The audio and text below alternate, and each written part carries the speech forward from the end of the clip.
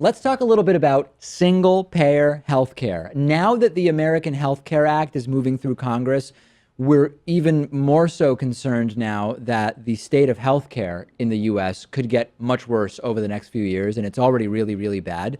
And a popular sort of pushback to that is we should be looking at single-payer healthcare. We should either take this as an opportunity to push universal health insurance or single-payer healthcare or state-level single-payer healthcare or something. So let's go through this and talk it through, okay?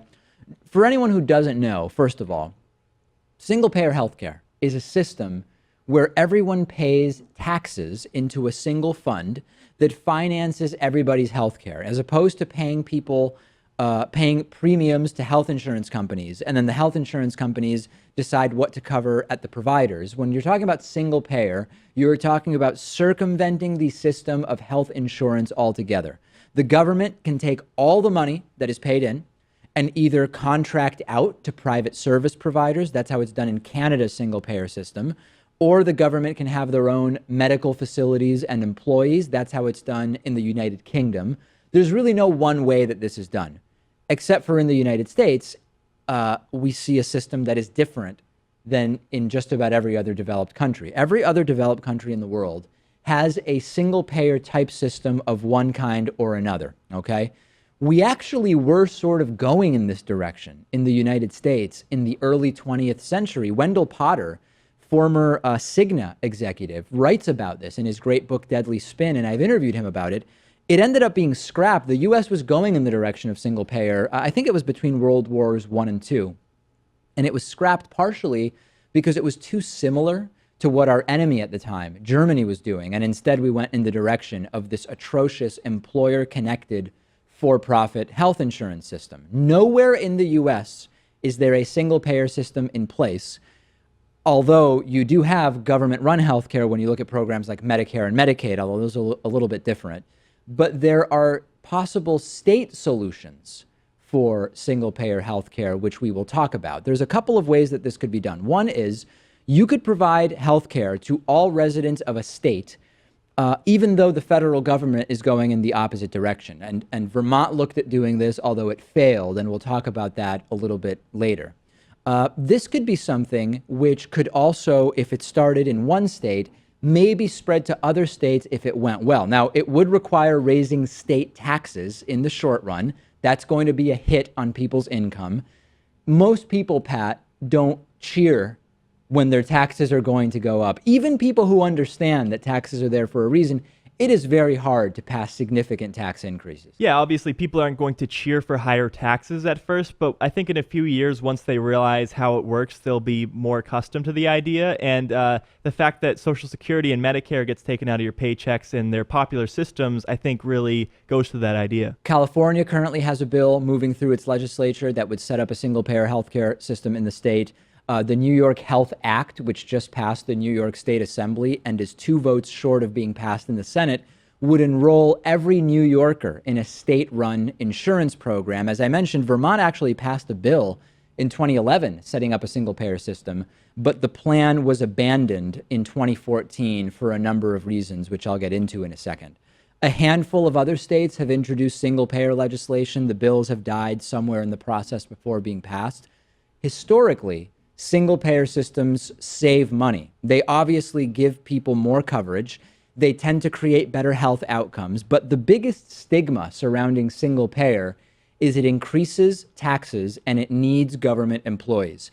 If you're in the mindset, Pat, of a small government, smaller government agencies, lower taxes, how on earth are you going to be convinced of this? I think you have to make a moral argument. That's the only way I could imagine convincing a small government conservative that this makes sense and saying, hey, the morality of the system we have is essentially nil, and we need to do something more moral. That's why I think the state-by-state approach would be very effective, because that's how gay marriage came to be the law of the land. Yeah. That's how it was with marijuana. You see more and more states adding on to that. I think that's the good approach. There's a strong case to be made for that. When Vermont walked away from its single-payer system in 2014, it was still in the process of being set up. and analyses showed that the system would have nearly doubled the state budget if fully implemented. So a single-payer system saves the government money in the long term. It does have significant startup costs, and this is a challenge for individual states. Vermont would have needed to issue a $200 million bond to fully implement that system, and states have to abide by balanced budget laws. It's much harder for states to borrow money than it is for the federal government. So the alternative solution was you drastically raise taxes above the board, and that's very politically unpopular, as well as the reality that economies are cyclical. Healthcare demand is pretty constant, so tax revenue fluctuates. Healthcare spending would sort of stay the same. And in the beginning, if you're just raising this money, it can still create funding problems, which Vermont had. So I think, Pat, that we really need a federal single-payer system. It's much more financially viable, but it's just such a non-starter given the politicians we currently have in place. I don't think that means that we shouldn't try, though, because as we see on a federal level, some politicians are pushing for HR 676, which would expand Medicare for all. The problem is, obviously, Republicans are not going to get in support of this, but some Democrats won't either. You have people like Dianne Feinstein who say that they're not ready to support single payer. You have Hillary Clinton who gave an applause line that single payer will never come to pass. That's why Medicare for all, or the expansion of Medicare, is seen by many as a good direction to go, because you have the system in place. As I mentioned earlier, Medicare is a sort of single payer system. You can say, well, let's allow people to get into that system a little bit earlier. There's a mechanism to just say, hey, you can buy into Medicare, but then you could subsidize the cost to buy into Medicare at either the federal or state level. That's an approach that is increasingly being discussed. But when you've got a Republican House and a Republican Senate and a Republican president, it's hard to imagine that you're going to be able to do anything federally. And the problem is that because of the patchwork of federal and state laws, who's allowed to do what and when, it's going to be tough to do it at the state level. It would definitely be tough to do right now, but I think looking towards 2020, there could be a resurgence of more progressive ideals when it comes to healthcare. I hope so. Because the Affordable Care Act didn't go far enough, and now you have the Republican replacement option, which is polling at anywhere from, I think, 17 to maybe 38%. Yeah. So there's going to be a demand for an alternative to those two systems, and what's the most popular system around the world? It's universal healthcare. It is. And even within the U.S., Medicare is not a perfect system. It has its problems. But by and large, those who receive Medicare would not want to lose it in favor of the alternatives that are out there. The problem in the U.S. is mostly ideological, because as we've heard from professors like Gerald Friedman from my alma mater, the University of Massachusetts in Amherst, it's completely affordable. When you eliminate so many of the costs of the system we have and look at a single payer system, it's totally affordable. People are partisan, and they're steeped in the private industry is better dogma. People like this. Take a look at this video clip. With regard to the idea of whether or not you have a right to health care, you have to realize what that implies. It's not an abstraction. I'm a physician. That means you have a right to come to my house and conscript me. It means you believe in slavery. It means that you're going to enslave not only me, but the janitor at my hospital, right, the person who cleans my office. The woman behind Rand Paul, if you were watching that, maybe that's just the expression she always has on her face, but she seemed genuinely perplexed by what Rand Paul was saying. And Bernie Sanders responded to this by asking the healthcare professional who was testifying to that committee, do you feel like a slave? And the whole room there laughed at him. The American Health Care Act is and will continue to be a disaster if it passes. The Affordable Care Act is a middle ground that hardly seems ideal to anyone, but you have people like Rand Paul who are willing to go as far as to say if healthcare is a right, doctors are slaves, which is hard for me to even really wrap my head around. And statistically, here and abroad, public health care is more popular with patients. You hear these anecdotal stories, Pat, about how, in Canada, you've got to wait X number of months for Y procedure.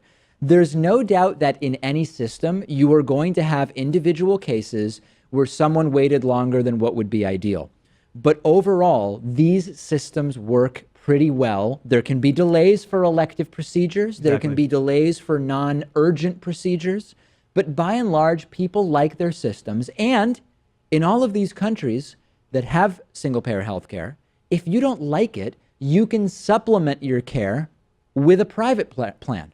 And people don't like this idea that we would be rationing care, but in this instance, we'd be rationing based off of the need that the person has. Right. Whereas now we're just rationing based off of how much money you have. We have rationing now based on your ability to pay. There's no doubt about it, and we hear story after story after story pointing that out. You're completely right about that. And when you talk about, remember death panels, Sarah Palin's death panels from Obamacare? It's not true that Obamacare had death panels as described by Sarah Palin, but it's actually true that any system that is based on merely ability to pay is a form of death panel insofar as people will die due to lack of access to care. And I don't know how much further we have to go with the death panel thing, but bottom line, the system we have is immoral. The system, not everything has to be to make a profit. We can still be a capitalist society that says certain areas are not going to be left merely to for-profit companies. This includes, for example, the building of roads, uncontroversially. The military, I mean, yes, you've got these private mercenary groups that do government contracts, but the military is a socialist endeavor, so to speak. Education, yes, you can go to private schools, but we have public education. It's better in some places than in others.